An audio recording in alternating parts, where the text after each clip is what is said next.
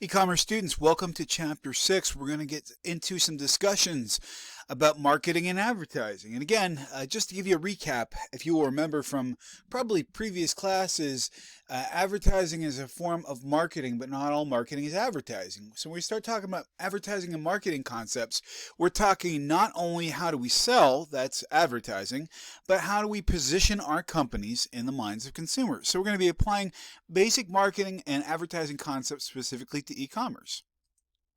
So some context, when we are talking about this stuff, as of the time of recording, things like AI are hitting big time in the real world. We as consumers are creating profiles every time we go online, from the time we get up in the morning to the time we go to bed at night with our smartphones. Some of us who even sleep with smart watches on might even be giving information to advertisers as we sleep. The bottom line is there's never been a period in human history where companies have known so much about us, and we as e-commerce consumers and hopefully e-commerce entrepreneurs need to know how to protect our information, protect our customers' information, but also how to make ethical use of that information as well. So our objectives for this are to really understand how we make use of our audiences and knowing who they are, what some of the basic tools are, and how we actually reach out to individuals, and what it might cost to do so. And the costs are both financial and also in terms of effort and even morality. So if we look at where we're at here, the stats in our text are a little old, but we're looking at around 300 million Americans that have internet, and we're seeing that rate is going down. Why? Because almost everybody at this point has broadband. There are pockets of people, particularly in rural areas, who do not, but a lot of people have broadband, so the internet's not expanding as quickly as it once did. But the amount of speeds that we desire, the amount of connectivity we have through things like always-on devices like smartphones and the Internet of Things like smart TVs and refrigerators, also is getting us online more of the time. And if we get into certain demographics, generally speaking, if you are financially well off, you're more likely to have broadband internet and high-speed internet. This correlates to better health, better wealth, better education. So generally speaking, the more access to internet you have, the more educated you probably are and the more disposable income you probably have.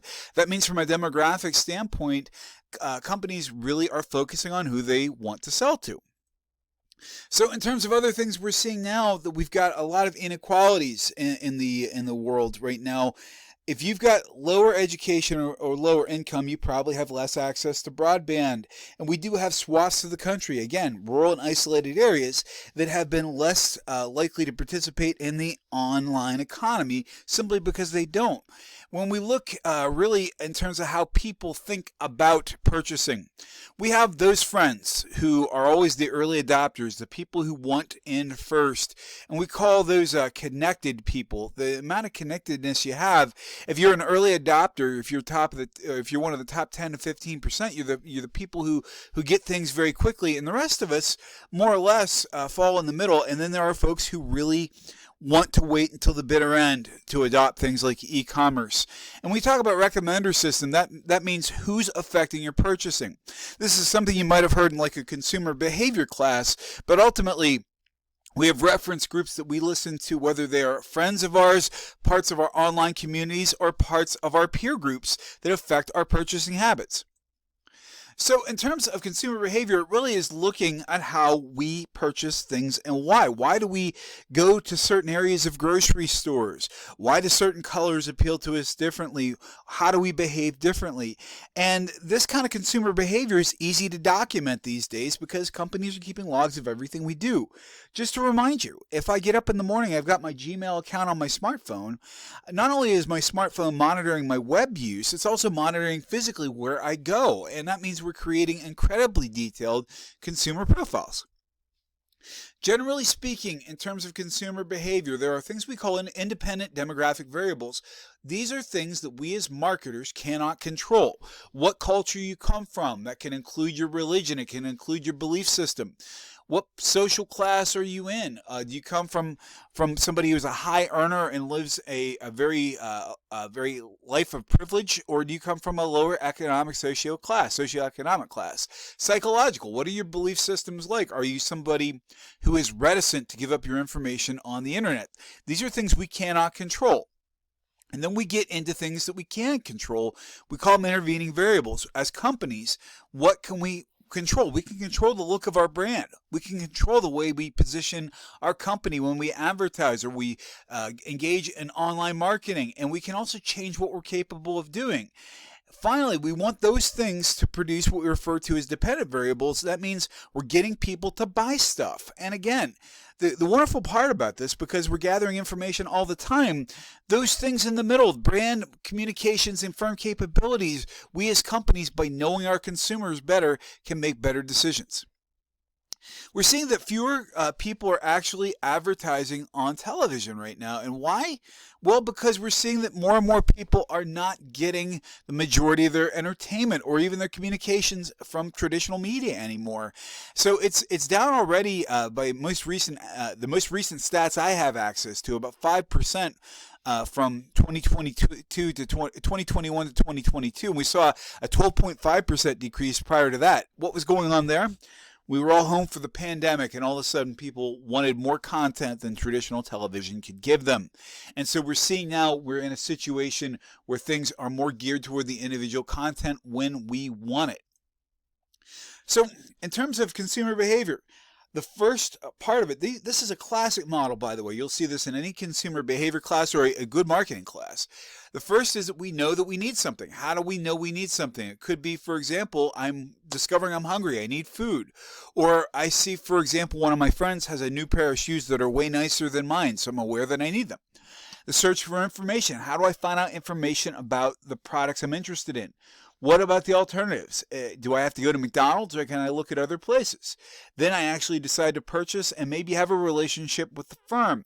All of these are areas where our modern technology and modern ways of interacting with customers can have impact.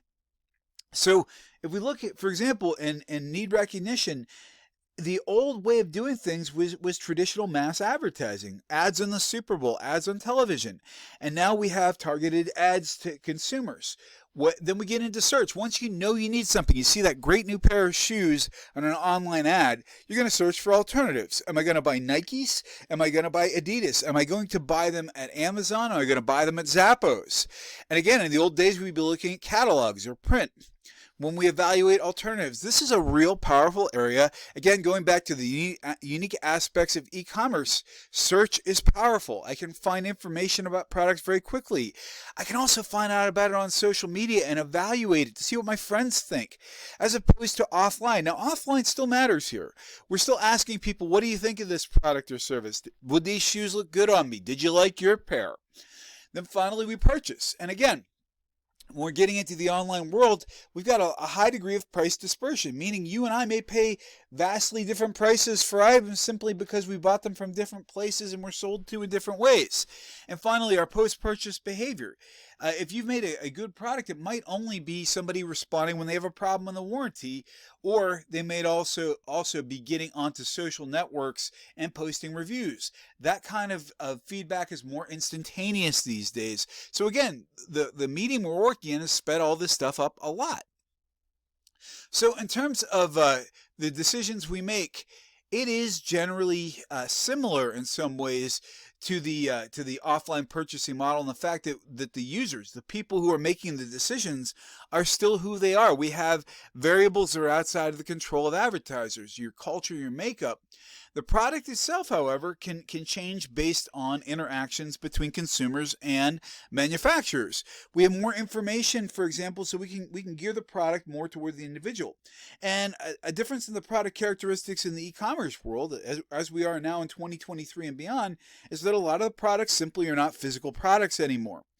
What else is going to affect our purchasing decision? Well, how well does your website work? Does it slow down when you have a lot of traffic? Is it secure? Do people feel comfortable about buying online? What is somebody's individual attitude about buying stuff online? Have they had their identity stolen? And how secure do they think the web is overall? After this is said and done, what you do online, where you go, the sites you visit, where you spend time, creates a trail. We call that clickstream behavior, and that's going to also be kind of a predeterminant for your clickstream behavior and your purchasing behavior. So again, the consumer decision-making model remains intact. It just happens to be in the online environment.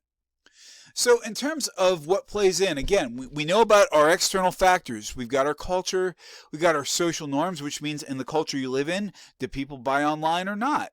Part of that could also be people are distrustful of buying on the internet. Psychological factors, who we are, what our attitudes are, and again, our demographics and background. These are all variables that are outside of our control. All of the areas in the box are places where we have some sway, where we can make influence. For example, we can control how we're marketing. We can control the features on our website. We can control the products we're selling. And we might even be able to have some impact on somebody's attitude or how they're sharing this stuff on social networks. The stuff in the dotted box is where we put our time. So in terms of internet users at this point in time, if you're online, you're probably buying. Right now, we can see, for example, that over 92% of people who shop for anything use the internet. And about 8 out of 10 are buying on the internet. That means a lot more people even are using it for comparison shopping than actual purchases. I don't need to read all these stats to you. I think the stats, most recent ones I've read, is about 60% of the public is even using smartphones for purchasing. What does that mean? Local e-commerce is a big deal. Some of the other things that we're shopping for, if I had been presenting to this slide to you years ago, few people were buying big ticket items online. We did some shopping for them, but we weren't buying televisions, we weren't buying washers and dryers online, and we're doing more of that these days. That's happened for a couple of reasons, not the least of which is necessity, the pandemic. Part of the other reason is just time. People have got more confident in buying things online. And obviously, we had people have been buying small things forever. The original Amazon sold books, but we're getting into buying bigger things online because we can and because it makes sense. How did the pandemic change retail? I have this great picture of a grocery store here. Here's the thing. When you get into a store and we start talking about positioning, there's a reason. For example, we call things top shelf products.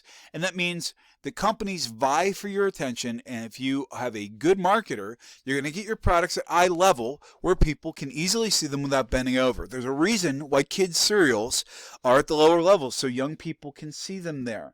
One of the other things that we talk about in terms of retail, think about this. Why does a 2 liter of Coca-Cola cost $2.50? In the aisle, but if you get to the checkout, a cold Coke might cost you $3, a 20 ouncer. I mean, it's echelons more expensive. Why is that? Because it's positioning. You've just been through the store, you've just spent all day in the store shopping, and you're really thirsty. So at the end, why not reward yourself with that ice cold Coca-Cola? How has the pandemic changed this? People are more intentional with their shopping because we were through an era where people didn't want to spend disproportionate amounts of time in public places. We learned how to make lists and be efficient, and it hurt spontaneous sales. People weren't buying candy, gum, soda, and magazines quite as often, and it really did cut into the bottom line because those are high margin items. In addition, now with the idea of doing delivery groceries or pickup, curbside, for example, we're being more intentional with our shopping habits. So how do consumers shop? Well, some people know exactly what they want and they go for it. I know I like Nike, so I'm going to go to Nike.com, or I'm going to use the app. We also make a lot of use of search engine, and at time of recording here, we're just now entering the AI search revolution as well. We also refer to marketplaces, places like Amazon, where people can buy many things. And one of the things about companies like Amazon, we often will pay more for something on Amazon for the convenience. You've got a small percentage of the public that either does not trust shopping on the internet or have had previous bad interactions. There's some people I know who will not buy clothing on the internet because they don't want to deal with returns. And so, again, we've got different ways of shopping, and different people have different approaches. So in terms of the two things that drive most successful e-commerce, particularly online markets, the Amazon.coms of the world, the first is simple utility. It's easy, it's convenient, and the prices are good.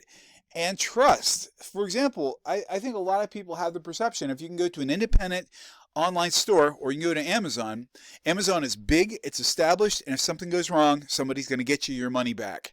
And I think that comes down to giving a lot of people a lot of trust, even to the point where they'll pay substantially more for a product or service because they're getting it from a known entity. So in terms of other things to think about, when we get into advertising, it's no longer good enough just to put out one message for everybody and hope that you hit a wide swath of the population.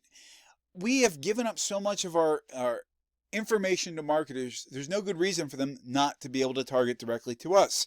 So it's more personal, meaning you and I log on to Amazon or log on to Kohl's or log into any website we're using, and our home pages will look different. When we say it's more participatory, we're telling companies what we want. Henry Ford famously said you can have a Ford in any color as long as it's black, meaning he made one product, take it or leave it. These days, companies are listening to consumers and we're telling them what we want them to make. Peer-to-peer, we are buying things and reselling them to our friends, and it also is communal as well. So if you get into internet marketing that's really effective, you have all of these things. Even if you're a large company, you can still have interactions with people and make it feel like they're having a relationship with the company that they're dealing with. In 2023 and beyond, it's no longer good enough to just say we're going to do one thing. You're going to have traditional online marketing, which means we got to position well. We have to have search engine optimization. We have to maybe buy ads, do our traditional email campaigns, which are cheap. And even if they're not that effective anymore, they don't cost much.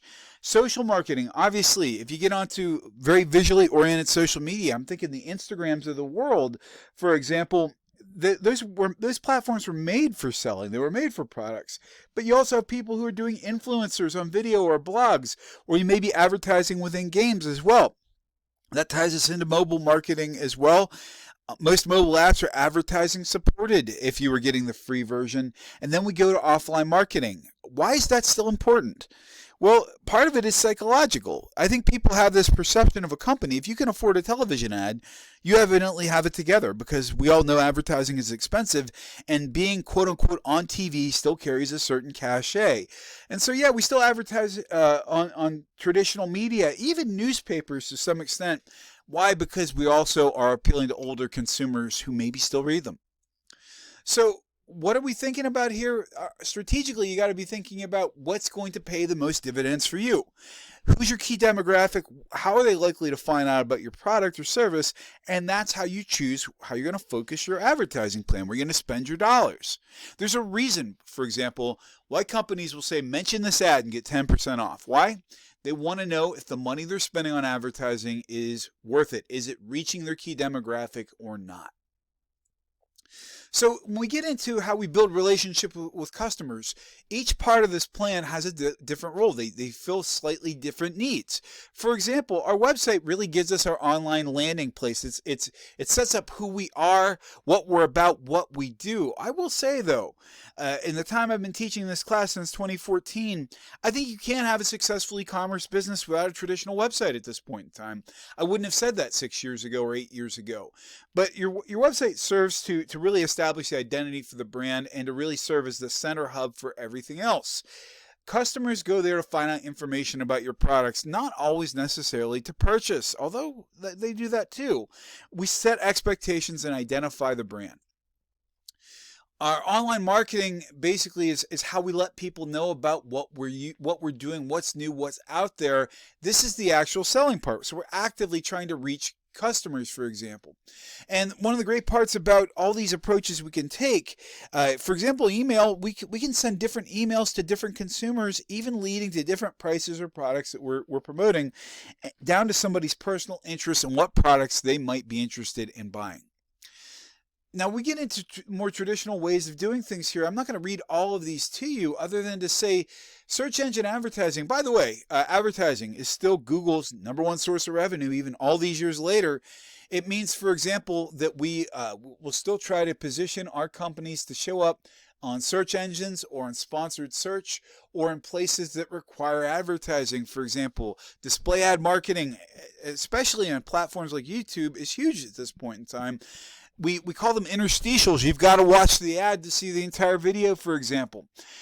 Of the rest of these as well, email marketing, why do we still do it? Because it's cheap. And certain generations, like my generation, Gen X, we love email. We get into viral marketing. It means, for example, can you make something cool for a minute so people will come and check out your video or your website?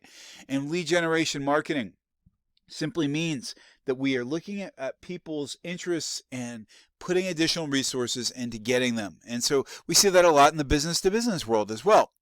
So in terms of search engine marketing and advertising, it simply means that we're trying to position ourselves well. Search engine optimization means that your company, your brand is going to show up on the front page of Google. You can also pay for advertising so that this happens, but it gets labeled as such. And it can be very confusing to some people which is which. But Google does still try to label that. Other ways you can get in, you can get either pay-per-click or paid inclusion, which means you either pay Google a flat fee or whichever search engine you're with to make sure that you show up and somebody searches. For example, if I had a custom guitar company, I could pay that if somebody were searching custom-based guitars, they would see an ad for my company. We can also do what's called pay-per-click. This can get very intense and very pricey. For example, if you're doing business-to-business pay-per-click, somebody who's got let's just say somebody has a search history that indicates they may be an executive with the lumber industry and you're a lumber supplier. You may pay fees as high as 50 cents per click to make sure that somebody who matches your desired profile gets the content that will lead them to your website. And again, we call that pay-per-click advertising. And again, context advertising means we are gearing advertising towards somebody's specific needs, desires, and interests. Search engine optimization we talked a little bit about, but it basically means you're trying to master Google's mysterious algorithm for how the search shows up on your page and not somebody else's key terms. By the way, in terms of what powers search engine optimization, there are some things we know. A unique brand name, for example, will stick out. A high-quality series of pages linked to your page will still probably help you out, but there's no definitive answer on how you get into Google's top 10. When people are talking about you, it doesn't hurt. Then we get into social search, and that means, for example, when we do social networks, people who are advertisers, for example, you get your Facebook account or your Instagram page or your TikTok, those are free because we're giving information to advertisers who are going to look not just at our search history, but the people we connect with and why. We get into any of this stuff, there are ethical issues to consider. If you pay to be included in the search, you're labeled as such, but the average user may not look at your page and say, wow, your sponsored search. They'll just see your page. What does that mean? Somebody with more time and resources, or more money resources, I should say, may end up with a better position for their product than a newcomer to the field. Not to say that's not common in business, but it's an ethical issue that's worthy of consideration. So in terms of display ad marketing, it's one of the oldest ways of internet advertising. And again, we talked a little bit about interstitials that play in between videos. Banner ads still show up on a lot of pages, and they're tied to Google networking ads, or Google advertising networks rather. Because this is a video-centric world, I know it, you know it, and Instagram knows it. It draws more attention. Sponsorships, yes, you can watch a video, for example, that's sponsored by Heineken or sponsored by Nike. And then we actually get native advertising, which means you're literally paying to advertise on somebody else's web page or web presence. Content marketing. There's plenty of content out there. One of my favorite things in the world is music. And I watched an interview with one of my favorite bass players who happens to play Gibson basses. And it was a long-form interview that just so happened to be supported by Gibson guitars. They didn't even overtly advertise, but I watched an hour and 15-minute documentary, and I remembered the brand name because it was there. These are powerful tools. We start talking about advertising networks and advertising exchanges. We'll talk specifically about these, but it's one of these things that really does require a deep dive. Advertising networks literally are happening in real time behind the scenes all the time. And it means based on our clickstream behavior, based on our search history, there's a Google-powered or which you could pick your network, but Google's the biggest, ready to populate your advertising on YouTube, on web pages, on email, on items that would be of interest to an individual based on their profile, and this is all based on Google Analytics. So advertising networks bid in real time to get your attention because, for example, if you've got that YouTube ad that you could click through, is it going to be relevant to you or not? and all those advertisers want your attention, and Google's making them bid for it. And then we've got advertising exchanges, which basically try to make sure that if there are ads out there that are not being run, even if the advertisers are having to pay more for them to get them into people's eyes and to get them in front of people, that they are at least aired somewhere, in the same way that traditional advertising networks, ad exchanges, would try to get ads on during the Super Bowl during the fourth quarter, and it was unpredictable whether or not it was going to go on. These try to make sure that the advertising that is not getting the light of day gets an outlet somewhere. So we got ad exchanges as well. And again, what are some of the challenges here? Some of the challenges are, for example, some of the advertising is flat out fraudulent. Viewability means, does it look good on a phone? Does it look good on a mobile device? And again, in the old days, we were talking about pop-up ads, but a lot of people are doing things like anonymous browsing these days that have ad blockers, so it's blocking out that content. So it's a pretty good example about how an advertising network works. The bottom line, and I encourage you to take a deep dive on this on the text. But what it comes down to is ads that are populating the pages where we see ads are based on our clickstream behavior and what we do online. And an advertising network has a profile from us, most likely purchased from Google, Facebook, some other social network, and they're populating our visual fields with things that might be interesting to us. And again, networks versus exchanges. Networks essentially are how we get content in front of people. Exchanges try to basically get specific companies from one advertising network to the next so that the right content can get in front of the right person. And again, the network is where the advertising actually gets geared. The exchanges are where advertising networks swap content for other users that may be more desirable. So again, this is from Martech Advisor, I think, that does a pretty good analogy of this, that ad networks are stockbrokers and an ad exchange is the stock itself. So again, you can buy on the open market. Email marketing, not going to spend a lot of time on this either, other than to say, why do we do it with 3 to 4% click-through rates? Why do we do it? Because it's cheap. And if you get 3 to 4% from an email that costs you next to nothing to send, why not? These are challenges in terms of, did you get email lists that are relevant to your content? Is it going to somebody's spam filter? I think, honestly, Google's been kind of helpful in this regard. Even as much as I dislike using Microsoft Outlook, I will say that it does a pretty good job of separating that stuff as well. But Google actually has a default file that flat out says, look, you've got a place here for promotions. So once in a while you can poke your head in there and see what somebody is trying to sell you. But anti-spam software has made it more difficult for email marketing. Some of the estimates for spam are that up to 50 to 90% of all the email that is being sent in the world is spam, meaning just useless email that does nothing but plug up our internet. We're actually probably seeing massive slowdowns in the internet speed that we could possibly have because of this stuff, and it's really been tough to regulate. By the way, the history of spam, spam started off, actually the biggest rumor was it started off in the old text-based online gaming networks. And I'm not going to spoil this for you. I will share the video in this week's module. But spam has its history. It started off in the online gaming world, and it came to be associated with junk email. I'll let you see that for yourself. Also has a tie to Monty Python, the British comedy troupe, because of an old comedy skit where everybody was served spam whether you wanted it or not. Spam, of course, is spiced ham, and it's an ideal campfire food. So in terms of other types of traditional online marketing, affiliate marketing simply means you're paying somebody to send links your direction. And again, we talked about viral, for example, viral lead generation marketing. Viral means you create buzz about something. Lead generation means that you've got ways of collecting potential people who might be interested in your product or service, and some of that can be based on cookies and tracking as well. Then we talked about social and mobile, where it's really important to consider. One of the places where this stuff, in terms of advertising networks and ad exchanges, is really going is we get into local marketing. And what I mean by that is we're in an era of omni-channel integration, meaning I can walk into Target and buy something through Target online. I could buy something online, have it shipped to Target.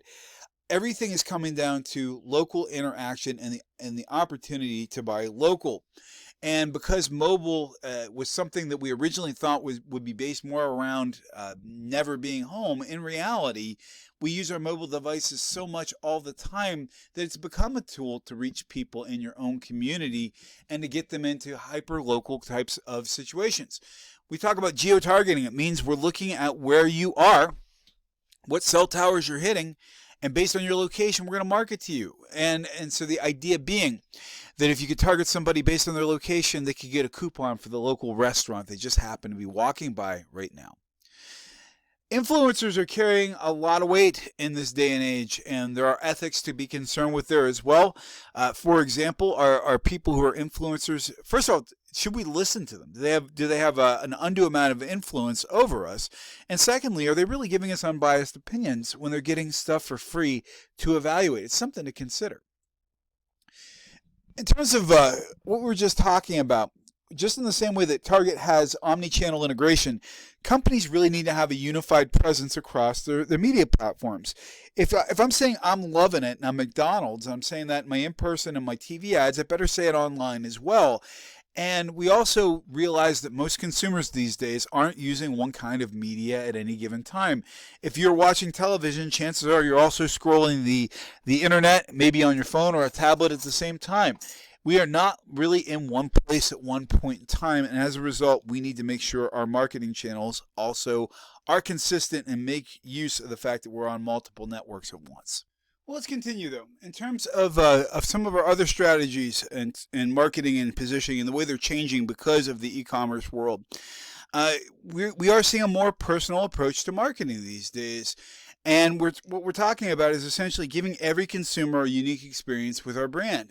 We're also talking about the idea of really knowing somebody's personality, their clickstream behavior, and targeting them based on what's been established. As I mentioned before, at this point in time, companies have the opportunity to really know their customers, and we as companies also have the opportunity to say we're going to make products that our customers actually want. We can find out what they want, what we don't currently make, and make it. And so we call those customer co-productions, or you can take it as far as Nike does and allow you to design your own custom pair of sneakers, even with your own embroidery that are totally you. In terms of where we're headed with customer service these days too, customer relationship management systems are becoming increasingly automated. I know we like to talk about things like FAQs.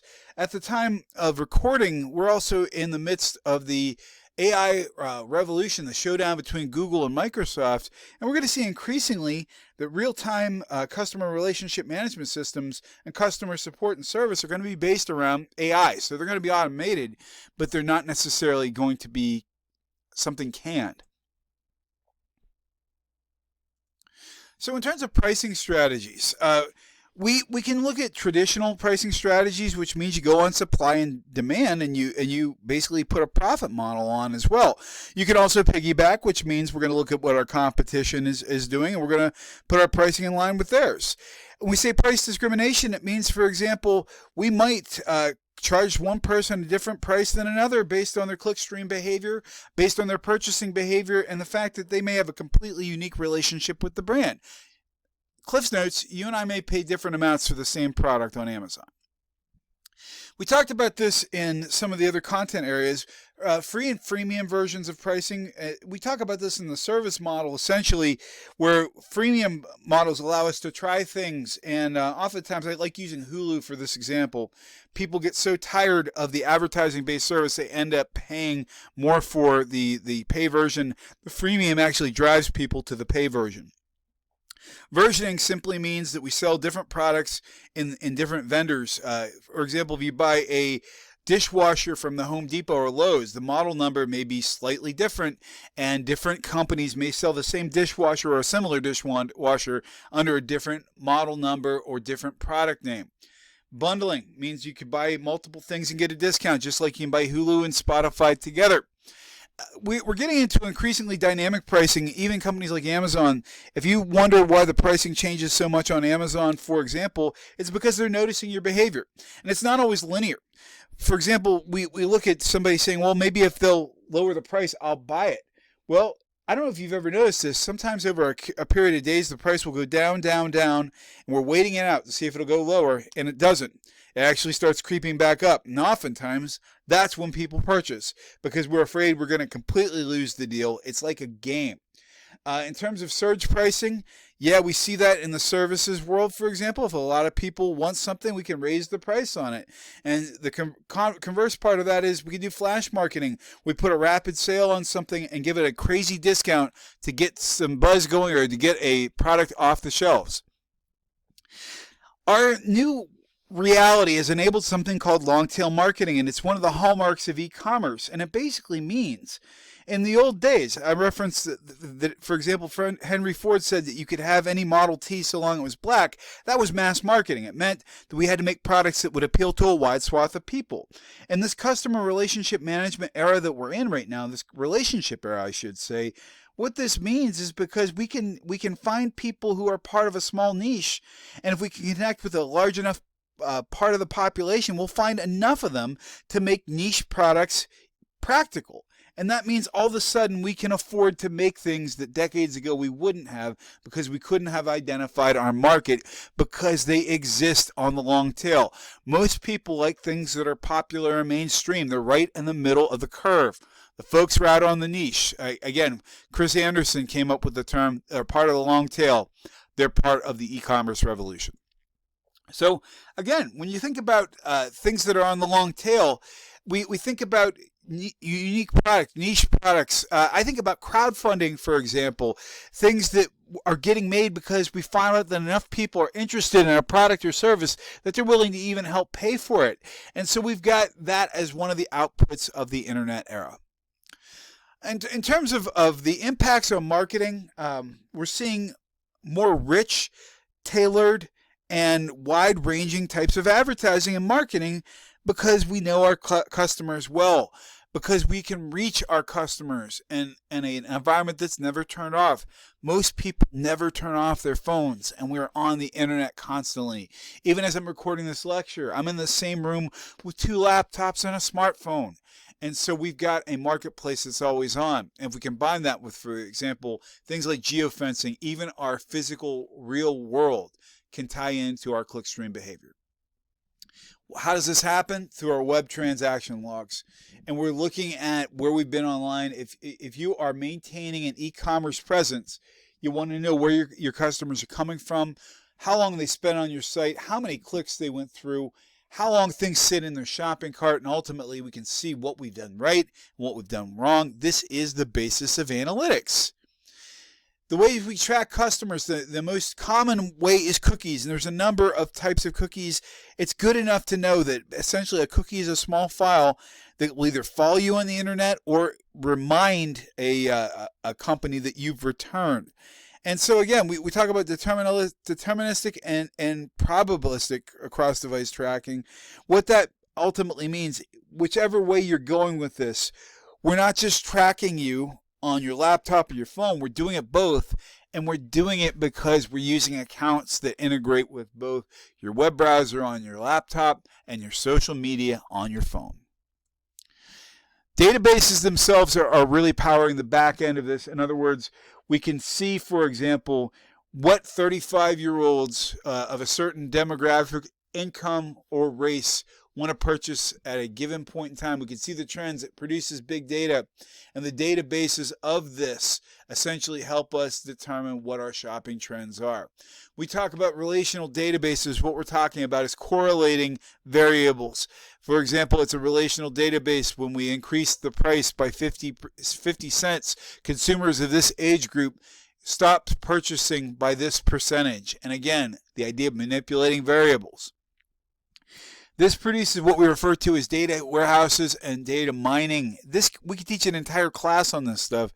The bottom line is, if you're keeping good customer records about what things people are doing on your site, how long they're spending, where they're going, and who they are, you can mine that for a lot of important information, and you can essentially modify variables to see what spurs on more or less purchasing, hopefully more purchasing. But all of these things give us information we can use in a data-driven environment. So what's the challenge of big data? Well, where do you start? You got all this information. You've got a technical challenge in terms of how do you make practical use of it, and the ethical challenge, how do you make ethical use of information that people are giving out?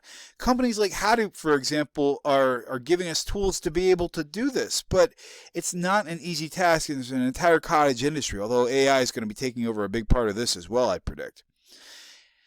Finally, we get into the idea that our customer relationship management systems, the way we interact with our customers, are ultimately going to determine what products we make, how we serve our customers, how we customize our delivery. Every interaction that we have with a customer while they're logged in is being recorded in some way or shape or fashion and contributing to that big data. Just an example of how a CRM works, it essentially means that every touch point the customer has with your company, whether it's a real human being, an AI, or through a website or social media, ultimately should be making some kind of an online trail that we can use to optimize our relationship with the customer.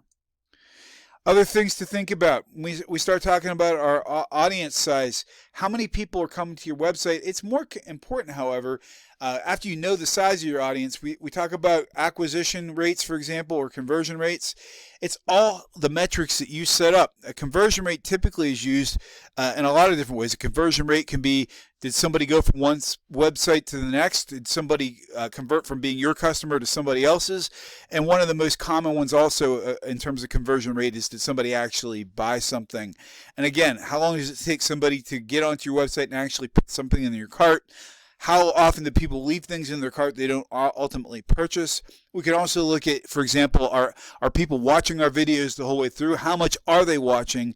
And what's our return rate on emails? How many people are actually opening them? Again, there's a lot to talk about here. We still have the traditional funnel. If you look at the top, we've got the consumer decision-making process all the way down to purchase. The funnel, we have people at the edge of the funnel who come in finally at the end. It gets smaller as we go. And again, for 100,000 impressions, you might end up with 12 loyal customers. So how do we determine what's working and what's not? Well, there's lots of ways to measure it. It's really tough to know how your whole program is working together, but we have lots of ways of changing a variable and seeing what happens. And again, at this point in time, it's going to be necessary for most larger companies to have some sort of unified omni-channel plan. It can cost money to pay for advertising, and how you pay for it is going to depend on the size of your company, and it's also going to depend on what your ultimate goal is, how people know about you in the first place, and the budgets you have to work with. At the end, we can also look, for example, at our social media side of things. In addition to people actually buying stuff, how engaged are they? Was our money spent in a way that produced more engagement and more purchases? And when we try manipulating a specific variable for future campaigns, does it make a difference? Can we replicate success? If we look at web analytics versus the traditional online purchasing process, again, this mirrors the typical consumer decision-making process, and it just means that typical process has online equivalents. For example, we're still putting people ultimately in the funnel. Thanks very much for your time and attention. Have a wonderful day.